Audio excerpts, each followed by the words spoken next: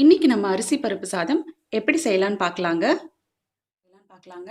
அதுக்கு தேவையான பொருட்கள்: அரிசி 1 டம்ளர் நான் இங்கே ஊற வச்சு எடுத்திருக்கேன். நல்லா அலசியும் எடுத்துட்டேன். அதுக்கப்புறம் பார்த்தீங்கன்னா துவரம் பருப்பு 1/2 கப்.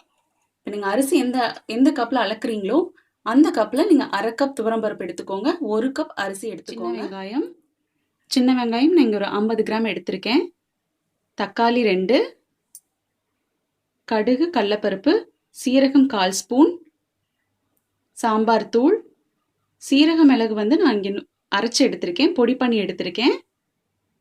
மஞ்சள் தூள் 1/4 ஸ்பூன், மிளகாய் தூள் 1/4 ஸ்பூன், பூண்டு இங்கே நான் தட்டி எடுத்திருக்கேன், வரமிளகா 2, கருவேப்பிலை தழை.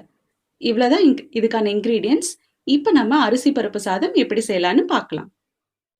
ஃபஸ்ட்டு இந்த மாதிரி ஒரு குக்கர் வச்சுக்கோங்க. குக்கரில் 2 டேபிள் ஸ்பூன் எண்ணெய் ஊற்றுங்க.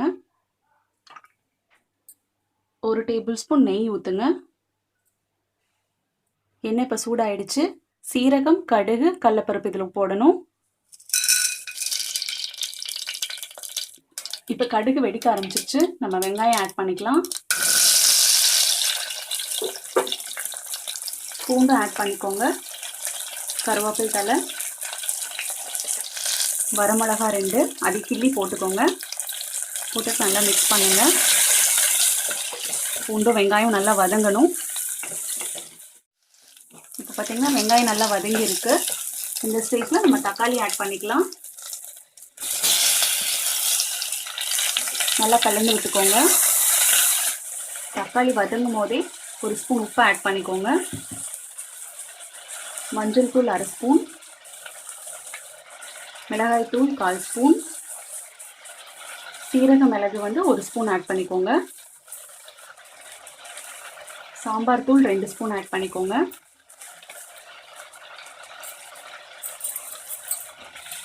எல்லாத்தையும் நல்லா கலந்து விடுங்க. தக்காளி நல்லா மசிய வேகணும். ஒரு 5 நிமிஷம் நல்லா கிளறி விட்டுட்டே இருங்க. தக்காளி நல்லா வேகட்டும். வெந்ததுக்கப்புறம் நம்ம தண்ணி ஊற்றிக்கலாம். இப்போ பார்த்தீங்கன்னா தக்காளி நல்லா மசிய வெந்துருச்சு. நம்ம தண்ணி ஆட் பண்ணிக்கலாம். 1 கப் அரிசிக்கு 2 கப் நம்ம தண்ணி விடணும்.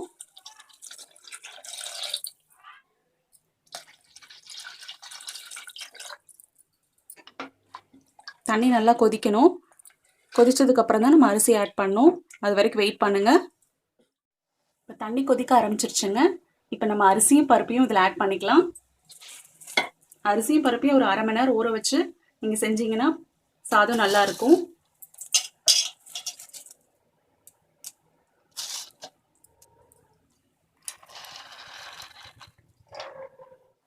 இப்போ நம்ம இதை மூடி போட்டு ஒரு 3 விசில் வேக விடலாம். நீங்கள் சாதம் நீங்கள் ரொம்ப பளபளன்னு வேக வைக்கக்கூடாது. பருப்பு சாதம் நல்லா இருக்காது. கொஞ்சம் குழையிற மாதிரி வச்சிங்கன்னா தான் நல்லாயிருக்கும். 3 விசில் ஆச்சு. விசிலும் இறங்கி இருக்கு. இப்போ நம்ம திறந்து பார்க்கலாம். பார்த்தீங்கன்னா அரிசியும் பருப்பும் நல்லா வெந்திருக்கு. மனம் சூப்பராக இருக்குது. செம்ம டேஸ்டியாக இருக்குங்க பார்க்கவே. இதை நல்லா கலந்து விட்டுக்கோங்க. இப்போ இதை நம்ம சர்விங் பிளேட்டுக்கு ட்ரான்ஸ்ஃபர் பண்ணிக்கலாம். இப்போ பார்த்தீங்கன்னா சூடான அரிசி பருப்பு சாதம் ரெடி. இந்த ரெசிபி உங்களுக்கு பிடிச்சிருந்தா எங்களுடைய வீடியோ லைக் பண்ணுங்க, ஷேர் பண்ணுங்க, மறக்காம எங்களுடைய சேனலை சப்ஸ்கிரைப் பண்ணுங்க. நன்றி.